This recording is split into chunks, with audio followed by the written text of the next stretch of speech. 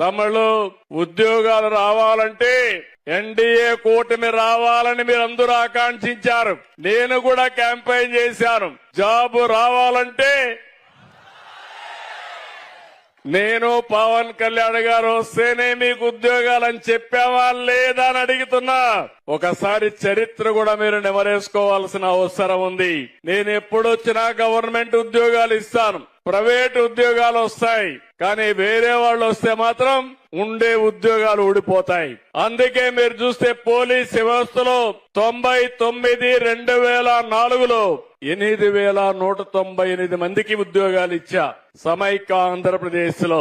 రెండోది 14-19 9,464 మందికి June 18 notification ఇచ్చి పరీక్షలు కూడా మార్చి 2019లో పెట్టాం. ఇప్పుడు మళ్లీ ఒకసారి చూస్తే 6,014 ఉద్యోగాలు ఇచ్చాం. మొత్తం కలిసి 23,676 ఉద్యోగాలు నేను ముఖ్యమంత్రిగా ఉన్నప్పుడు మీకు ఇచ్చానంటే ఈ పోలీసు వ్యవస్థ పైన నాకుండే నమ్మకం.